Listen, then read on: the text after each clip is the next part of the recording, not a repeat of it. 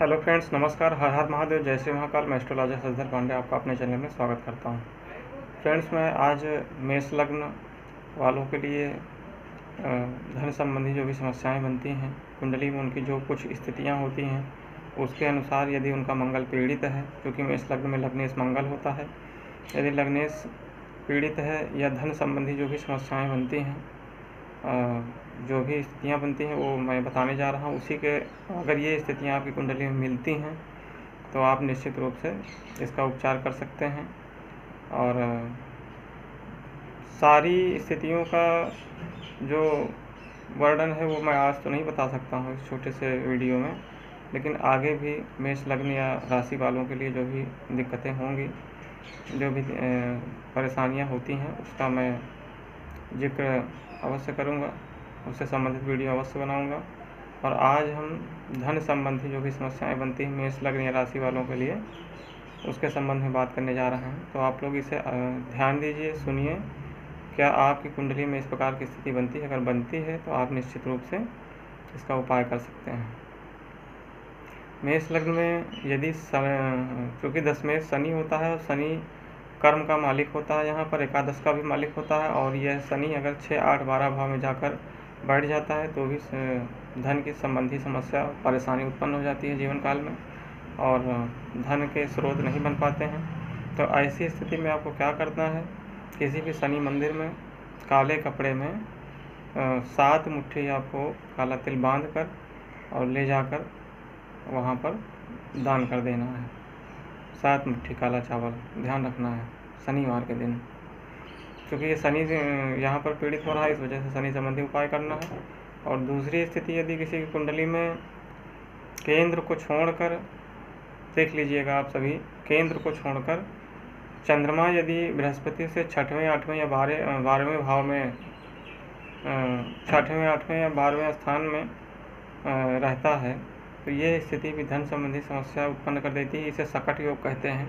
और इस प्रकार के योग बनने से भी जीवन काल में धनोपार्जन या धन से संबंधित या आय की समस्या हमेशा बनी रहती है। इनकम के स्रोत नहीं बन पाते हैं और धन से हमेशा ऐसा व्यक्ति पीड़ित रहता है। तो यहाँ पर आप इस उपाय के लिए सिद्ध बृहस्पति यंत्र धारण कर सकते हैं। और एक चीज़ आपको हमेशा जीवन काल के लिए याद रखना है कि ऐसे व्यक्ति को, वैसे तो शराब का सेवन तो किसी को कभी जीवन काल में कभी नहीं करना चाहिए, ऐसे व्यक्ति को विशेष करना चाहिए।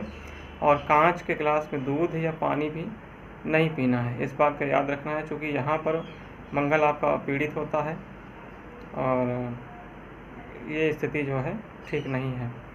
चंद्रमा और बृहस्पति से यहाँ संबंध जो बनता है सकट योग में, वो अच्छा योग नहीं है। सकट योग भी व्यक्ति को, मेष लग्न वालों के लिए दिक्कत पैदा कर देता है। तो इसका उपाय हम बताने जा रहे हैं। इसके लिए आप सिद्ध बृहस्पति यंत्र धारण कर सकते हैं, या फिर आप जो है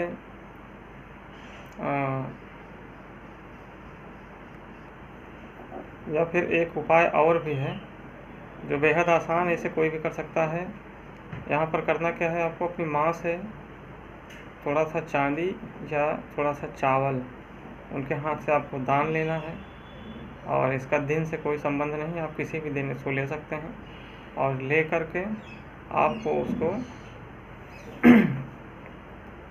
किसी सफ़ेद कपड़े में बांध कर, वाइट कपड़ा जो हो उसमें बांध कर, और उसे आप हमेशा के लिए अपने पास रखें। मतलब घर पे कहीं भी सुरक्षित उसको अपने बक्से में या कहाँ जहाँ पर पैसा वगैरह रखते हों, अलमारी में, वहाँ पर आप उसको आजीवन रखिए। ये उपाय भी अच्छा काम करता है।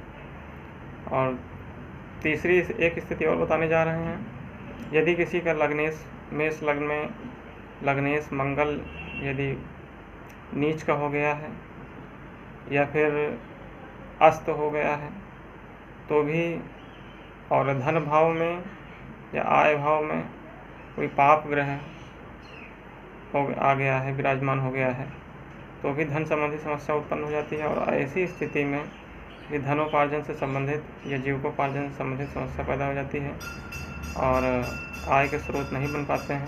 हमेशा विकट स्थिति बनी रहती है, यहाँ तक ऋण तक भी हो सकता है।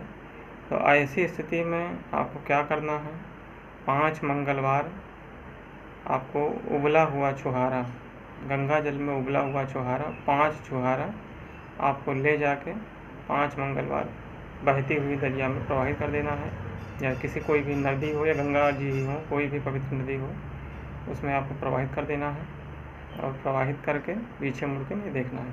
ये 3 स्थितियाँ जो बताई गई हैं आपको बहुत ही, और उनसे संबंधित जो उपाय बताए गए हैं बहुत ही कारगर हैं। आप लोग इसे अवश्य करें, निश्चित रूप से लाभ पाएंगे।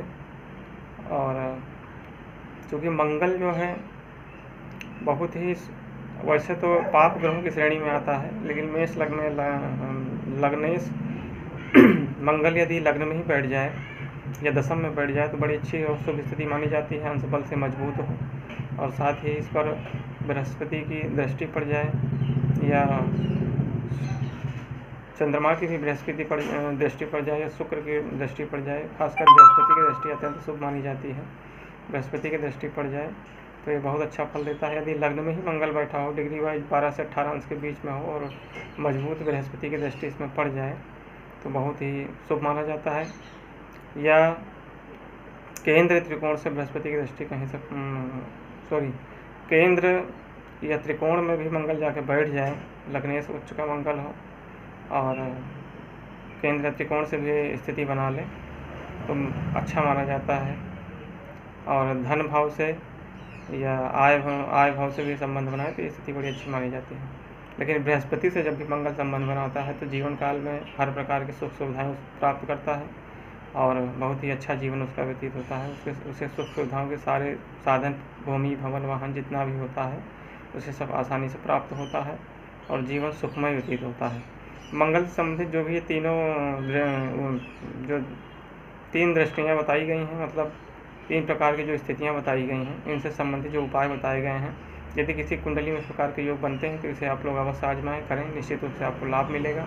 और जो भी उपाय बताए जाते हैं ये इतने सहज नहीं हैं और स्थितियों के अनुसार जो भी चीज़ें हैं वो आपको बहुत ही खोज कर बहुत इस तरह के भी उपाय लाए जाते हैं कि जो आप आसानी से कर सकें। तो आप लोग इसे अवश्य करें, आजमाएं। और उपाय से संबंधित यदि आपको कुछ और भी जानना है तो आप निश्चित रूप से कमेंट कर सकते हैं। ये कोई समस्या है उसका समाधान चाहते हैं तो आप कमेंट कर सकते हैं। और आप लोगों से ये ज़रूर कहेंगे कि चैनल भी नया है तो आप ये मत समझिए कि हम नए हैं, हमारा काम बहुत पुराना है ज्योतिष का, चैनल भले नया है। तो आप लोग चैनल से अवश्य जुड़िए और ज़्यादा से ज़्यादा इस वीडियो को शेयर करिए क्योंकि आप लोग के साथ साथ और लोगों का भी कल्याण हो, लाभ हो उन्हें। तो